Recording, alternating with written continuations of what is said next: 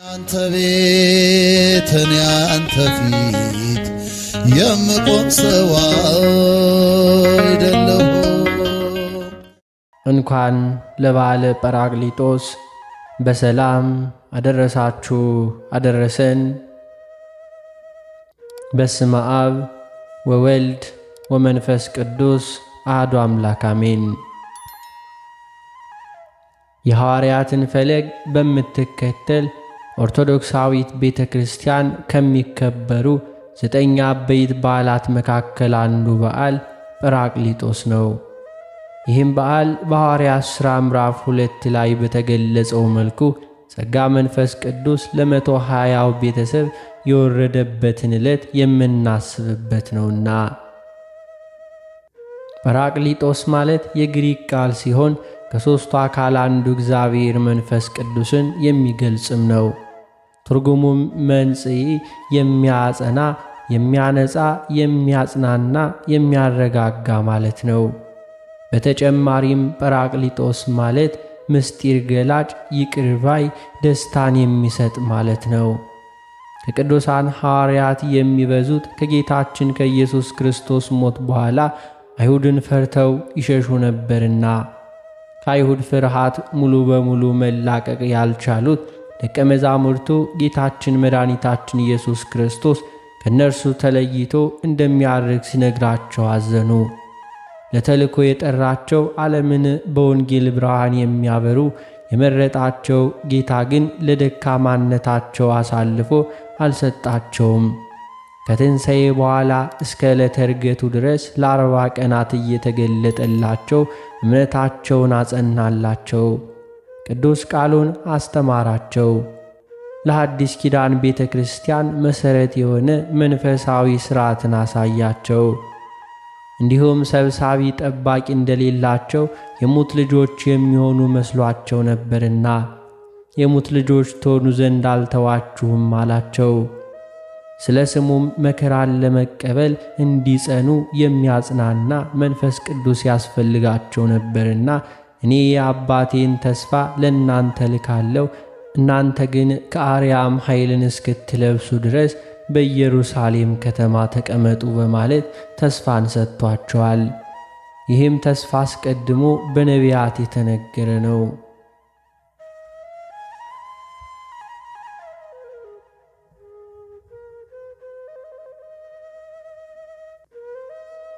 የመንፈስ ቅዱስ ጸጋ በግልጥ ለሐዲስ ኪዳን ቤተ ክርስቲያን የተገለጠው ቅዱሳን ሐዋርያት አርድእትና ቅዱሳን አንስት ከእመቤታችን ጋር በአንድነት ለጸሎት ለምስጋና ተሰብስበው እያለ ነው።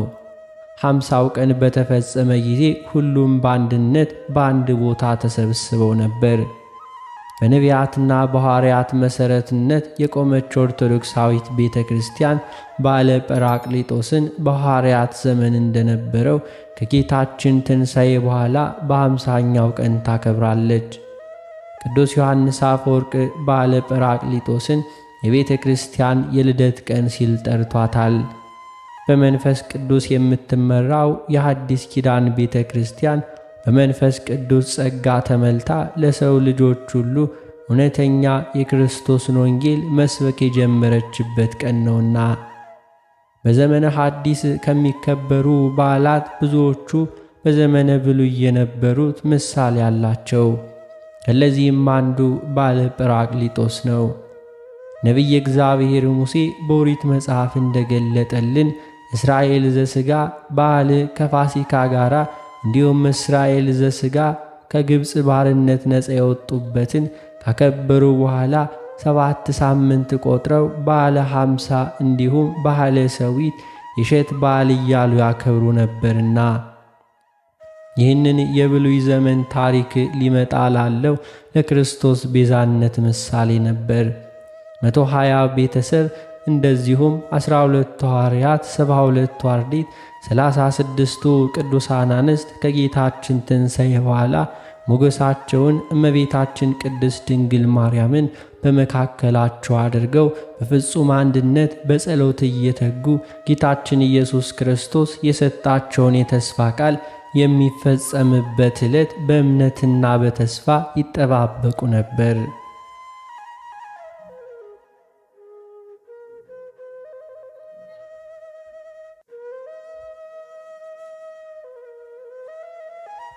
አባታችን አባ ጊዮርጊስ ዘጋስጫ በመጽሐፈ ምስጢር የባለ 50 ምንባባት ላይ እንደገለጸልን ጌታችን ኢየሱስ ክርስቶስ ለደቀ መዛሙርቱ የመንፈስ ቅዱስን መውረድ ተስፋ በሰጣቸው በ53ኛው ቀን ከሙታን ተለይቶ በተነሳ በ50ኛው ቀን በዕለተ እሁድ ከጠዋት 3 ሰዓት ደቀ መዛሙርቱ በጽርሐ ጽዮን ተሰብስበው ሳሉ የሚያጽናና፣ የሚያነጻ፣ የሚያረጋጋ የእግዚአብሔር መንፈስ በእሳትና በነፋስ አምሳል ተገለጸላቸው።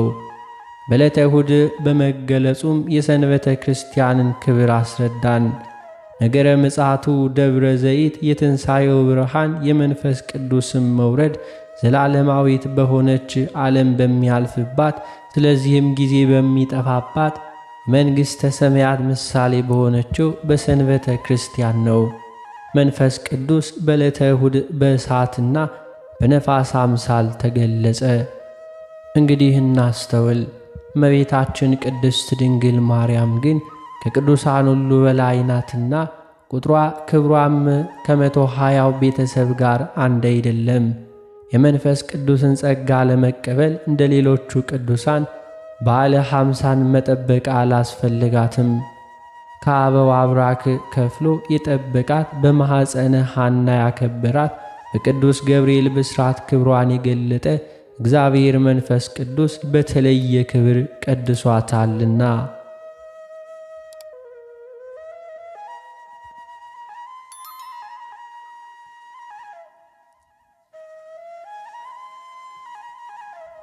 እግዚአብሔር መንፈስ ቅዱስ በፍጹም አንድነት በልዩ ሦስትነት የሚመሰገን የራሱ ፍጹም መልክ፣ ፍጹም ገጽ፣ ፍጹም አካል ያለው ከአብና ከወልድ ጋር ሕልው ሆኖ የሚኖር ዓለማትን የፈጠረ የፍጥረታት ሁሉ መጋቢ ዓለምን አሳልፎ ለዘላለም የሚያኖር አምላክ አባታችን አባ ሕርያቆስ መንፈስ ቅዱስ በገለጠለት የቅዳሴ ማርያም ምስጋናው እንዳስተማረን መለኮት እግዚአብሔር ግን ይህንን ያክላል፣ ይህንን ይመስላል ሊባል አይችልም። ይሁንና በዓለም ሁሉ በምልአት የሚኖር አምላክ በፈቃዱ ለፍጥረታት ይገለጣል። እግዚአብሔር መንፈስ ቅዱስም ዓለምን የፈጠረ የሚጠብቅ በጌታችን በኢየሱስ ክርስቶስም ሕልው ሆኖ ደቀ መዛሙርቱን ለአዲስ ኪዳን አገልግሎት የጠራቸው በትምህርትም በታምራትም ከአብ ከወልድ ጋር የማይለይ ነው።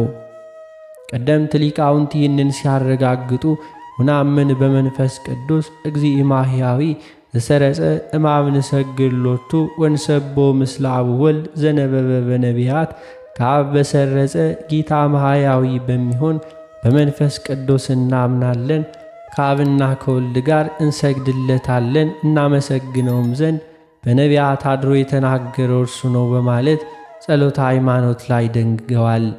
በተጨማሪም ቅዱስ ኤጲፋኒዎስ ኤጲስቆጶስ ዘቆጵሮስ እንዲህም ብሏል። ሕግን በሠራ በነቢያት አድሮ ባስተማረ በዮርዳኖስ በወረደ በሐዋርያት አድሮ ባስተማረ በሊቃውንት ባደረ በመንፈስ ቅዱስ እናምናለን። ባሕርየ መንፈስ ቅዱስ ያልተፈጠረ ከአብ የተገኘ ወይንም የሰረጸ ቃልነቱ ከወልድም ገንዘብ ያደረገ ፍጹም አካላዊ እንደሆነ በእርሱ እናምናለን በማለት መንፈስ ቅዱስን ገልጾታል።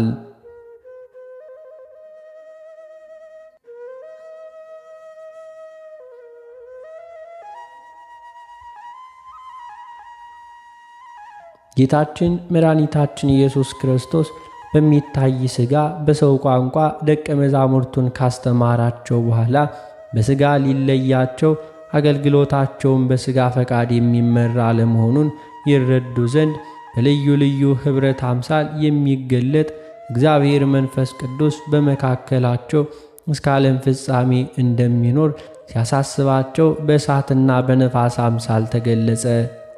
የእሳትና የነፋስ ምሳሌነቱም እንዲህ ነው። ነፋስ ረቂቅ ነው፣ አናየውም፣ ነገር ግን ፍሬውን ከገለባው ይለያል።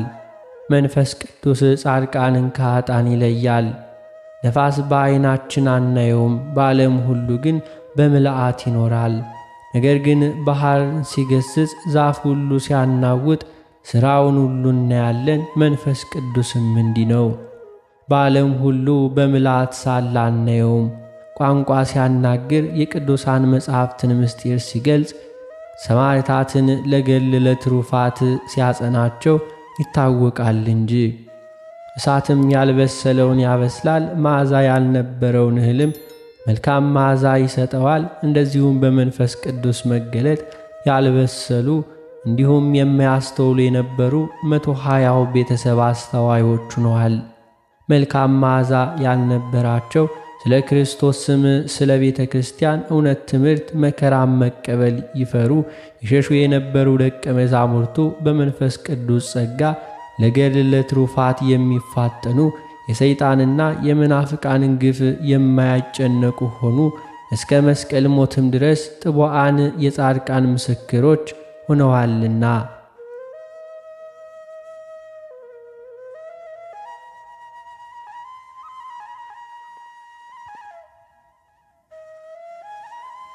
እግዚአብሔር መንፈስ ቅዱስ ያደረባቸው ሰዎች አስቀድመው ራሳቸውን ለመንፈስ ቅዱስ ፈቃድ ያዘጋጁ መሆን አለባቸው።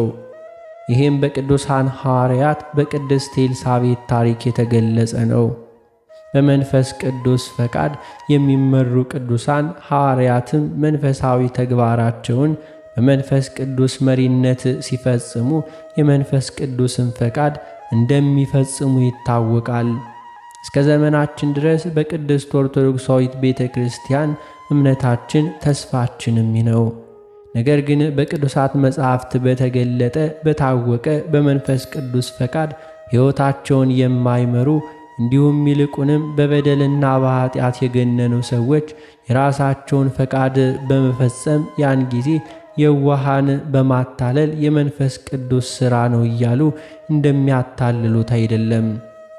የራሳቸውን ፈቃድ በተጥባብ ሥጋ ብቻ የደረሱበትን ሐሳብ እንጂ ዓለማውያን ፖለቲከኞች ጥላቻም ጭምር በመንፈስ ቅዱስ ስም ወስነናል የሚሉ በስንዴ መካከል የበቀሉ እንክርዳዶች ስላሉ በማስተዋል ልንጓዝ ያስፈልጋል። መንፈስን ሁሉ አትመኑ ተብለናልና።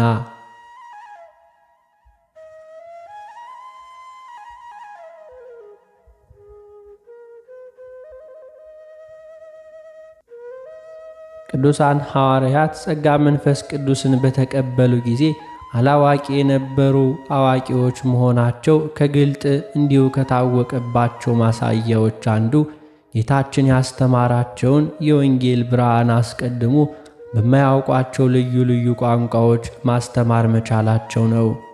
ሐዋርያ ማለት ዙሮ የሚያስተምር ማለት ነው። ቅዱሳን ሐዋርያትም ዓለምን ሁሉ ዞረው እንዲያስተምሩ ጌታችን አዟቸዋል። የቤተ ክርስቲያንን አደራ ተቀብለዋል። በዓለም ዞረው ሲያስተምሩ ብዙ መከራ እንደሚጠብቃቸው ጌታችን አስቀድሞ ነግሯቸዋል።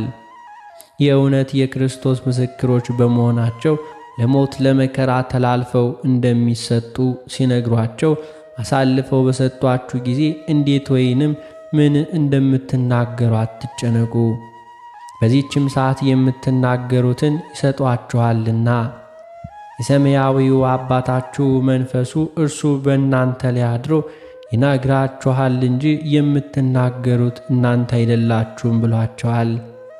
በዓለምም ዙሮ ለማስተማር በየዓለሙ ያለውን ቋንቋ ማወቅ ያስፈልጋል። ሐዋርያት ከጌታችን ኢየሱስ ክርስቶስ ጋር ከዋለበት እየዋሉ ባደረበት እያደሩ ለ3 ዓመት ከ3 ወር ወንጌልን ተማሩ እንጂ የዓለምን ቋንቋ አልተማሩም ነበር። የመንፈስ ቅዱስ ጸጋ በተካፈሉ የእሳት ላንቃዎች አምሳል በወረደላቸው ጊዜ ግን ሐዋርያት መንፈስ ቅዱስ እንዳደረላቸው መጠን የራሳቸው በሀገሩ ሁሉ ቋንቋ ይናገሩም ጀመረ።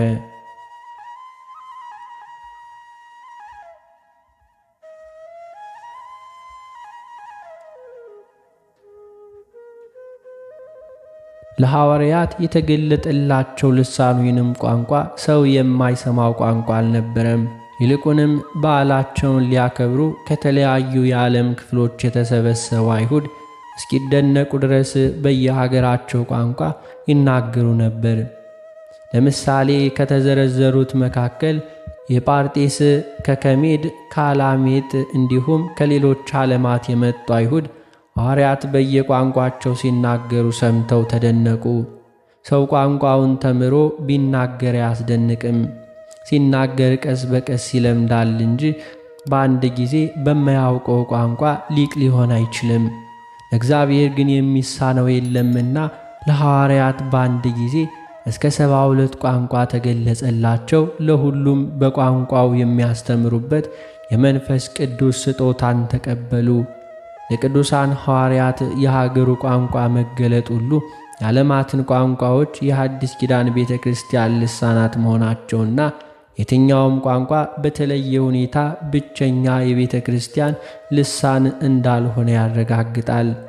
ቅዱሳት መጻሕፍት በብዛት የተጻፉባቸውና የተተረጎሙባቸው ቀደምት ቋንቋዎች የቤተ ክርስቲያንን አስተምሮ ከሌሎች ቋንቋዎች በበለጠ ሊገልጡ እንደሚችሉ ግልጥ ቢሆን አንዱ ቋንቋ የበላይ ሌላው ግን በእግዚአብሔር ዘንድ ያነሰ ክብር ያለው አስመስሎ ከሚያይስሁት እይታ ልንጠበቅ ይገባናል። የተገለጠላቸውን የቋንቋ ብዛት ቅዱስ ሉቃስ ሲገልጽ መንፈስ ቅዱስ እንዳደላቸው መጠን መሆኑን ያስረዳል። ሊቃውንተ ቤተ ክርስቲያን በታመነ ሐዋርያዊ ትምህርት እንዳቆዩልን ለ12 ሐዋርያት እያንዳንዳቸው አስቀድሞ የሚያውቁት የዕብራይስጥ ቋንቋን ጨምሮ 72 የዓለም ቋንቋዎች ወይንም ልሳናት ምንም ሳይቀርባቸው እንደተገለጠላቸው ጽፈውልናል።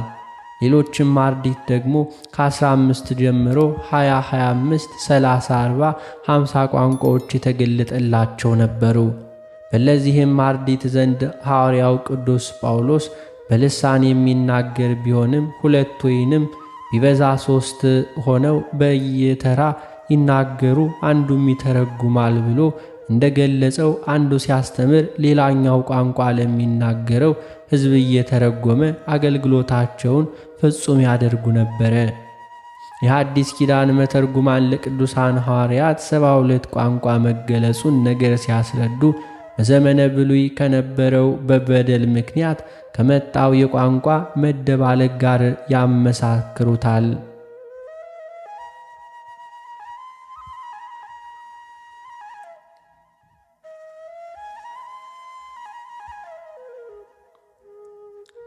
በባቢሎናውያን በደል ምክንያት አንድ ቋንቋ የነበራቸው አሕዛብ በመንፈስ ቅዱስ ቁጣ ቋንቋ ተደባለቀ። በአንድ ቋንቋ ከመነጋገር ከመግባባት ቋንቋቸው 72 ሆነ። ይህም የእርግማን እንዲሁም የመለየት ምልክት ነበር። በዘመነ ብሉይ የነበሩ ልዩ ልዩ የእርግማን ምልክቶች በዘመነ ሐዲስ ግን የመንፈስ ቅዱስ ስጦታ መገለጫ ሆነዋልና እነዚህም መካከል የጥፋትና የቅጣት መሳሪያ የነበረው ውሃ ወይም ማይ ከመንፈስ ቅዱስ የምንወለድበት የሐዲስ ኪዳን ልጅነት መገለጫችን ማረጋገጫ ሆኗል። የበደለኞችን የኃጢአተኞችን መቅጫ የነበረው መስቀል ደግሞ የክርስቶስ የክብር ዙፋን የቤተ ክርስቲያን አርማ ሆኗል። በተመሳሳይ የእርግማንና የመለየት ምልክት የነበሩ 72 ልሳናት ቋንቋዎች በፍጹም አንድነት በመንፈሳዊ ኅብረት ለተሰበሰቡ ቅዱሳን ሐዋርያት ሲገለጡ የእርግማን ምልክት መሆናቸው ቀርቶ ፍጹም የሆነ የመንፈስ ቅዱስ ስጦታ መሆናቸው ተገለጠ። ቤተ ክርስቲያንም ለሁሉ በየቋንቋው ሃይማኖትን ማስተማር እንዳለባት ከመንፈስ ቅዱስ በላይ ምስክር አያስፈልግም። ስለሆነም በዘረኝነትና በመሳሰሉት ምክንያት አንዱ ቋንቋ ከሌላው የሚበልጥ አስመስሎ የሚናገሩ አላዋቂዎች ከመንፈስ ቅዱስ ተምረው ለሁሉም በየቋንቋው የእግዚአብሔርን ቃል ማቅረብ ሊደግፉ ሊያበረታቱም ይገባል። ለቅዱሳን ሐዋርያት የየሀገሩ ሁሉ ቋንቋ በመንፈስ ቅዱስ ጸጋ መገለጡ የተለያዩ ሕዝቦች በሚኖሩበት ቋንቋ እንዲሁም በሚናገሩበት በመጠቀም ትምህርተ ወንጌልን፣ ሕገ ቤተ ክርስቲያንን ማስተማር የቤተ ክርስቲያንን መምህራን መንፈሳዊ ግዴታ ኃላፊነት መሆኑን ያሳስበናል። ቋንቋ የሌለው ሕዝብ የለምና የሀገሩንም ቋንቋ ለሕዝቡ ማስተማር የማኅበረሰብ እንጂ የቤተ ክርስቲያን ኃላፊነት አይደለም። በብዙ የውጭ ሀገራት ያሉ የኢትዮጵያ ኦርቶዶክስ ቤተ ክርስቲያን አጥቢያዎችም የኢትዮጵያ ቋንቋዎች ለሕፃናት ለማስተማር ይደክማሉ። ይህ የሚበረታታ ማኅበረሰባዊ ኃላፊነት ነው። ይሁንና የቤተ ክርስቲያን ግዴታ ግን አይደለም። የቤተ ክርስቲያን ግዴታ ሕፃናቱን ጨምሮ ሁሉንም ምእመን እንዲሁ ከሌሎቹ አሕዛብ ጋር በሚገባቸው በሚረዷቸው ማንኛውም ቋንቋዎች ትምህርተ ወንጌልን ሕገ ቤተ ክርስቲያንን ማስተማርና ሰዎች ለሰማያዊ መንግሥት ዜግነት ማብቃት ነው።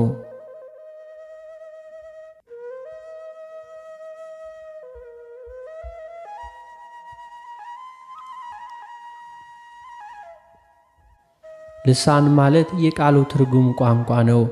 ብዙዎች መናፍቃን ይህንን ስለማይረዱ የልሳን ስጦታ ከመግባቢያ ከመማማሪያ ጸሎት ከማድረሻ ቋንቋ የተለየ አድርገው ስለሚገምቱ ለሰይጣን አሰራር በቀላሉ ይጋለጣሉ።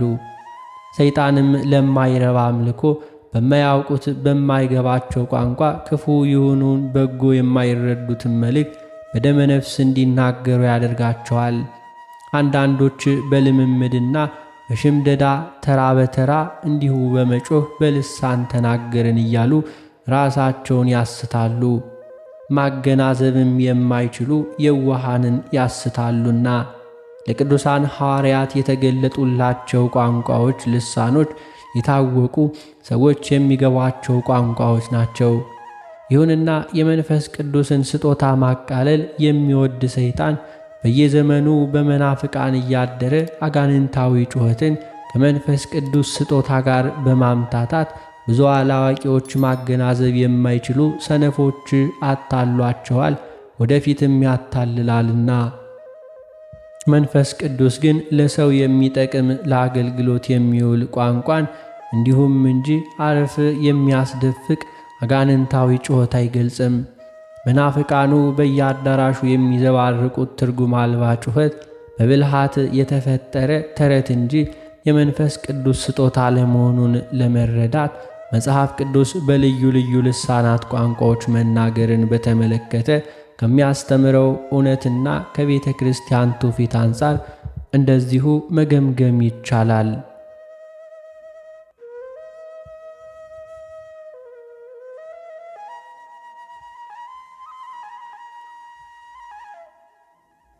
የቅዱሳን ሐዋርያት ቋንቋዎች የተገለጡላቸው ስለ ሁለት ዋና ዋና ምክንያቶች እንደሆነ መጽሐፍ ቅዱስና የቤተ ክርስቲያን ትውፊት ያስረዳል። በዋነኝነት የልሳናት ቋንቋዎች መገለጥ ዓላማ ደቀ መዛሙርቱ በተለያዩ የዓለም ክፍሎች ወንጌልን ለማስተማር ሲዘዋወሩ ሁሉንም በየቋንቋው ማስተማር እንዲችሉ ነው። ለዚህም ሐዋርያትም በየሀገሩ ቋንቋ በመንፈስ ቅዱስ ስጦታ በተናገሩ ጊዜ እንዲሁም ከየሀገሩ የተሰበሰቡ አይሁድ እንዲሁ በሀገራቸው ቋንቋ ሲናገሩ እንዴት እንሰማቸዋለን ይላሉ። በተቃራኒው መናፍቃኑ ተገለጠልን እያሉ የሚዘባርቁት ጩኸት ግን ዘውትሮ ለማስተማር የሚሆን አይደለም። አማርኛ ብቻ የሚናገር ሰው ሌላ ልሳን ቋንቋ ተገልጾለት በኦሮምኛ፣ በትግረኛ፣ በሲዳምኛ፣ በጉራገኛና በመሳሰሉት ሲያስተምር ነው እንጂ የሐዋርያት አይነት ልሳን ተገለጸልን ማለት የሚቻለው ይህን ቋንቋ በመለማመድና ትንሽ ቃላት በመናገር ሳይሆን የመንፈስ ቅዱስ ምስጢር ሳያዛቡ ሙሉ በሙሉ በመረዳት በሌሎች ቋንቋዎች ማስተማርን ይጠይቃል። ስለሆነም የመናፍቃኑ ማምታቻ የሰይጣን አሰራር መሆኑ በዚህ ሊታወቅ ይገባል። በሁለተኛ ደረጃ ለሐዋርያት ቋንቋ የተገለጸው መገለጹ ታምር ነውና ሰዎች ታምሩን አይተው ወደ ጽድቅ መንገድ እንዲመጡ ለመረዳት ነው። ሁሉም እንዲሁ ተገረሙ፣ የሚሉትንም አጡም እንዳለ። አሁንም ቋንቋ መናገር ለማያምኑ ሰዎች ምልክት ነው። እንዲሁ እንደተባለ ታምር የሆነው እንዲሁም የሚሆነው የሚሰማ የሚታወቅ ቋንቋ መናገር እንጂ መናፍቃኑ እንደሚያደርጉት ያለ ትርጉም አልባነት የጩኸት ጋጋታ አይደለም። ረጋ ብለው መናገር የማይችሉት ትርጉሙንም የማያውቁትን ሰዎች የማይረዱትን የአጋንንትን ጩኸት በመጮህ በዚህ መልኩ ታምር ሊባል አይችልምና ቅዱሳን ሐዋርያት ልሳናት ሲገለጥላቸው በእሳት አምሳል የተከፋፈሉ ልሳኖች ለሁሉም ተገልጦላችኋል። እንዲህም አእምሮ እንደሌላቸው ሆኑ። የመንፈስ ቅዱስ ጸጋ በአጋንንታዊ ጩኸት የሚያቃልሉ መናፍቃን የእሳት ልሳናትም በማስመሰል እንዲሰጣቸው አለቃቸው ዲያብሎስን ይጠይቁታል።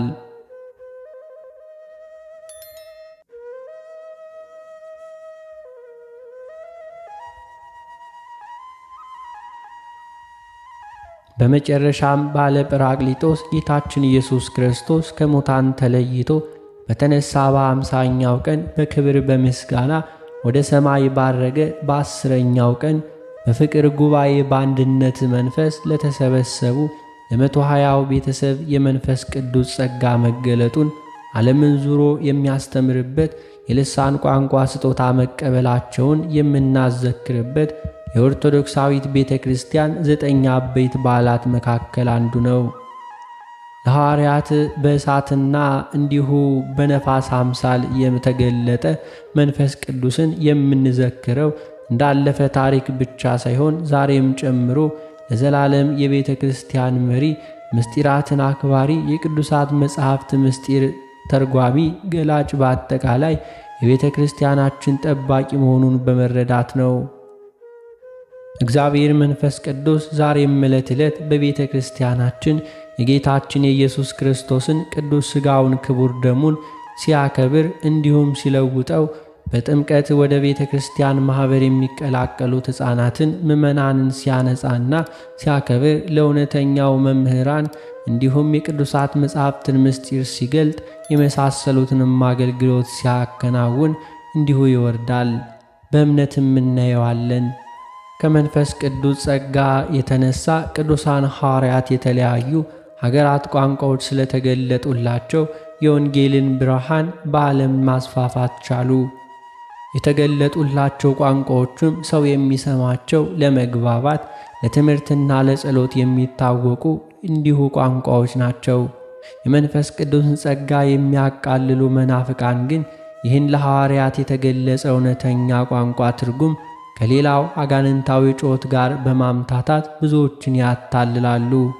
አእምሮ እንደሌላቸው ሆነው በማይገባ ጩኸት የማይረዱትን ይናገራሉ።